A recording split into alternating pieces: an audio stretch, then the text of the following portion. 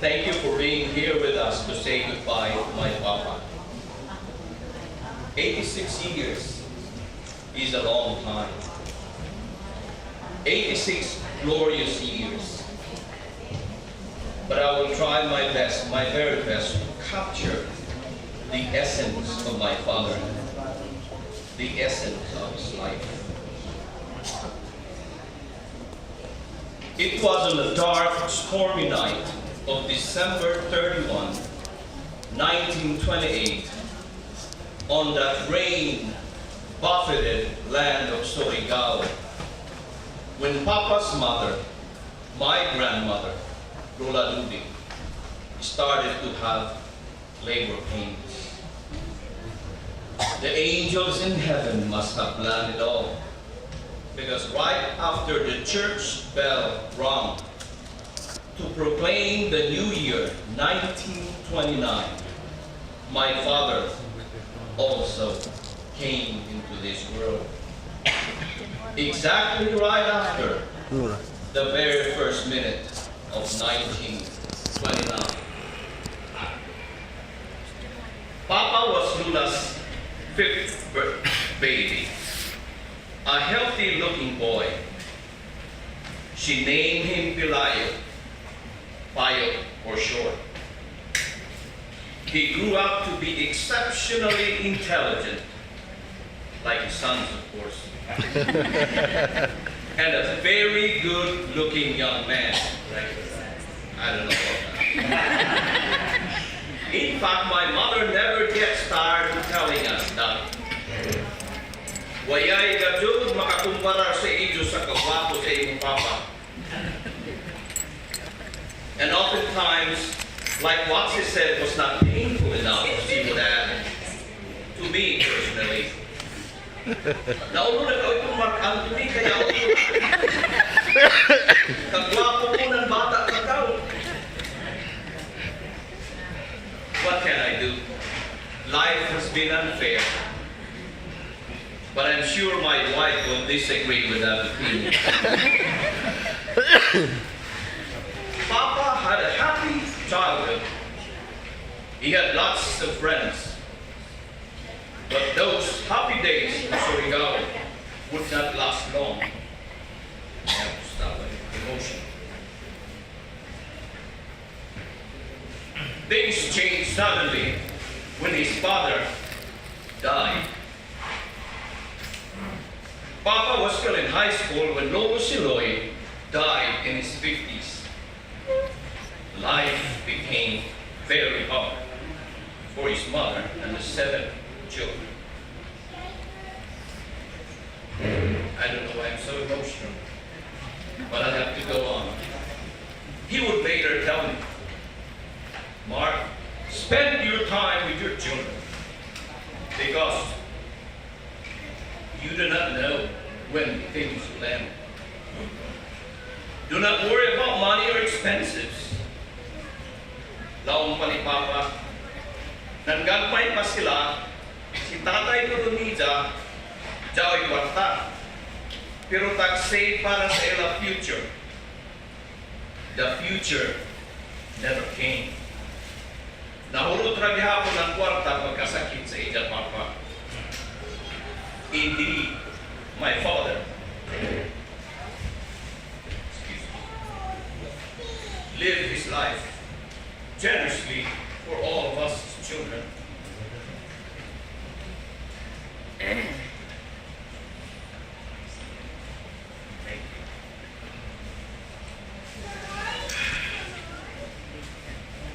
you.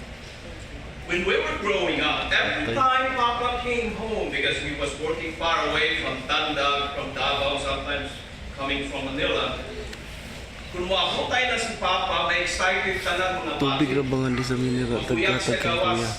Isa ay masilos na si Mama, kaya rin tagad sa ija. Si Papa na kan. Ang ngalyaki, namot na si Tito, Constancy, hindi na ka nag-mention. Ngayon. Utako, mahaplo, kaya parang si Mama sa akong mga saya o sumbong ng Papa. Papa did not worry about our expenses. Whatever we wanted, he would buy. If he can afford it, he would get it for us, even if it was his last peso. It was different when he himself was growing up. Malisod ang isa pagdako. In fact, pag-graduate niya sa high school, naglangan na doon si Daddy Ruladrudig na I can't send you to school because I can't afford you. His dream was actually to become a doctor. But he knew he could not go to medical school and work at the same time. So he changed to a more practical course, which was civil engineering. He went to the big city of Manila with only a prayer and hope in his pocket. But fate would have it, with the help of his godfather, he found a job as a checker in Manila City Hall. He was able to go to school at night and work on the daytime as a checker. It took him 6 years to finish and graduate from a 4-year civil engineering course. For board and lodging, he stayed with his uncle's family, who allowed him to stay free of rent. His uncle's house was grounded. The only place left for him to sleep was in the kitchen sink cave. He didn't mind it. He had a place to sleep, a full-time job, and a college to go to. And most of all, my papa had that unbounded energy of the young and the confident. Later on in life, he would remember these moments gratefully. Because of the generosity of his uncles, his relatives, and friends, during a time when he was in need and when he was a student. That's why Papa never refused anybody in our house. It didn't matter how many people there are. We're already 15 in the family, 13 kids, and our parents, of course, plus mga cousin and uncle pa. It did not matter. He welcomed everyone. The second chapter of his life is happier, of course. That's when he met the beauty queen of Cantilan, Miss Delia Ortez Herrera. It was a glittering December of 1950 when my father received his first salary as a checker of Manila City Hall.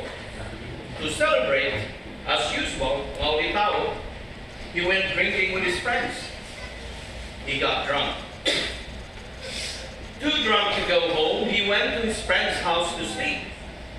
He did not know it yet, but this was going to change his life. One of his drinking buddies was my mother's cousin, and he was staying at the same house as she was. They were all college students in the big city of Manila. My mother went to the most prestigious of colleges, Universidad de San Tomas, founded by the Dominican Fathers in 1611, the oldest university in Asia, where the rich and famous went. My mother was rich and famous. She's still rich and famous for us, her children.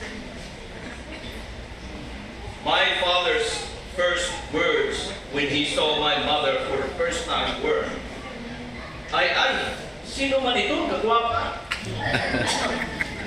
My father, who is usually quiet and shy, was too drunk to know what he was saying. It was love at first sight. With my father's attention riveted, he could not help but stare at my mother's beautiful face. Papa's heart was captured instantly. But apparently his stomach was too slow to realize that he was in love. He started to vomit in the sala. He vomited everywhere. Delia was upset. It was not a good beginning. Papa came back the following day very sorry for what he did. He started using the vomiting episode as an excuse to go back to my mother's place. Every day he would come back helping with house chores, helping my mother and everything to make up for what he did. My mother's heart softened, grew tender, under love blossomed. Papa would never again get drunk like that. Love changed him. They wanted to marry right after graduation, but my grandfather would not have it. It was a forbidden love affair, concealed from my grandfather's eye, lolo ako. My father was not deterred by this gun-toting, bull-wielding, grim-looking, unsmiling old man. When it was time to ask for my mother's hand, he did. And yes, my father had to get the old man's blessing or nothing. My grandfather ran to the mountains to hide from them. Eventually he was found and had to accept the marriage of my mother and father. Years later, when it was Kuya Bert who asked for my sister Leanne's hand in marriage, Papa did the same thing. He refused to see them and run, not to the mountain this time, but to Davao City. I guess he wanted to test Kuya Bert's resolve that he would love and take care of his favorite daughter, Lilian. I'm sorry to say favorite daughter, because Myla thinks she's the favorite.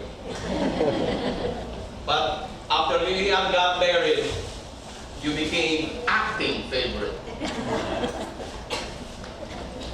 There was no stopping Mama and Papa. They had 13 babies in a row from 1957 to 1973. In the end, the final count was 7 boys and 6 girls, to a total of 13. Myla, the twins, Bubuk and Iing, Melton, and even the famous attorney Mahal is probably smiling today that there was no birth control then. Families today wants 2 babies only. I would not be here present telling my father's life because I was the 3rd child. There was never a gory period for us and for my parents. There were many times when Mama would worry where to get the money for the next tuition. All of us went to college, 13 of us. Papa never said, you can't go because we don't have money. We go and he finds the money. And the money would always come in many mysterious and providential ways. Despite all the difficulties of raising 13 good-looking, opinionated children, I have never seen my mother and father fight. Not once. There was only one time when I suspected that they were fighting. I was 8 years old and we were in Tanda. I can still remember it like it was yesterday. I liked going to my parents' room. My mama was in bed, crying. And I asked her, "Mom, nangasa gatyaho ka?" Mama didn't answer me, so I ran to Papa who was playing solitaire in the living room. I asked him, "Pa, si Mama nangasa gatyaho?" Papa guiltily smiled, but he did not answer me. Years later, I understood that they probably were fighting.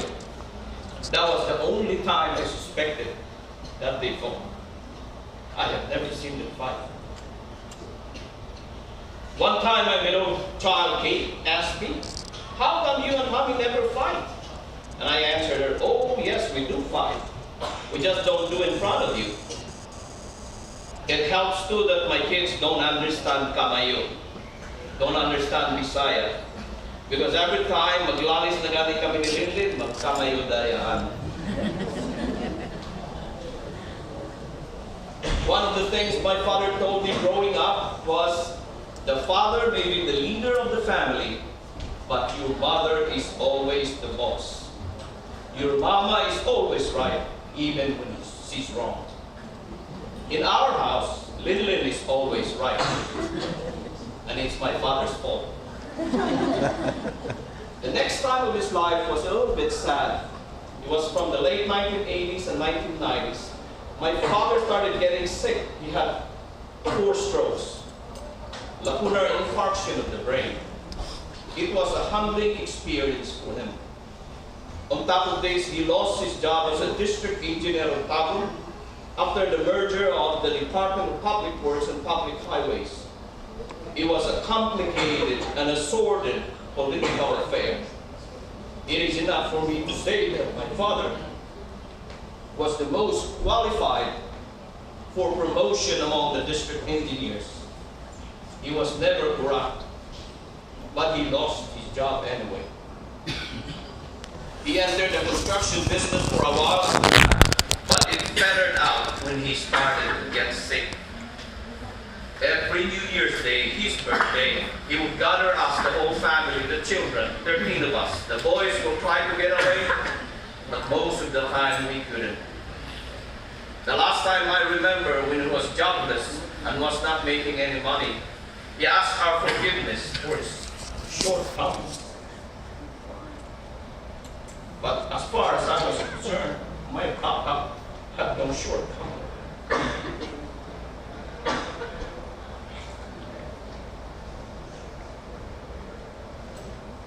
He also asked us to take care of each other because he could not do it anymore. I would like to think that since that time, we have done what our Papa asked us to do. It is his legacy to us, his children, to always be united and always be generous to each other. Papa was like a giant to us. Whatever he did, the way his life, we did also. All of us are avid book readers and writers. Why? Because Papa was a reader and a writer. All of us have raised our children well. All 28 of them. Why? Because Mama and Papa did it first. We all love to play chess because he taught us how to play it. The last chapter of his life, my parents immigrated to the United States in 1998. He became even more humble. He accepted things as they came. He grew quieter and more soft-spoken as he got older. He stayed with us in Louisiana during the last years of his life. My children loved their Lolo. He was such a gentle soul. When his eyes, his memory, and his strength slowly faded away, our love and respect for him increased. He never complained of anything. He was always grateful for anything we did for him. He enjoyed Halloween, he enjoyed Christmas, he enjoyed ice cream every day, although he was diabetic. He enjoyed everything. As he got older, he started praying more. The rosary beads continuously moving in his hands. On April 2014, 2 years and a half ago today, he fell while he was walking. He had a bleeding in his brain. He needed emergency brain surgery. He did well immediately after the surgery, but unfortunately he developed a massive stroke after the surgery. This last stroke kept him in bed for the remaining years of his life. He could not eat, he could not talk, and except for his right hand, he was paralyzed. No words came out of his mouth, but he would look at you and follow you with his eyes wherever you went. Sometimes he would surprise us with a sign of the cross during our family Holy Rosary. Right before he died, he was able to speak one more time. He said my mama's name, Delia. This was about 3 days before he died. He was saying goodbye. to the love of his life, my mama. It was on the night of August 25, 11:04 p.m., surrounded by his family, praying the divine mercy when he breathed his last. I was his doctor, and he trusted me in all things. This was from my papa, my hero, who taught me everything in life. I was the one to close his eyes when he finally left us on that sad, swift, somber Thursday night. A little time for Papa. His steps are gone now. His breathing hushed. The beating of his humble heart no more. But in our hearts of hearts, he reigns supreme. His life exacting, now serene. He is our giant. He is our hero. He is our Papa and our humble King. I love you, Papa, and I miss you very much. Goodbye for now, until we meet again. Thank you.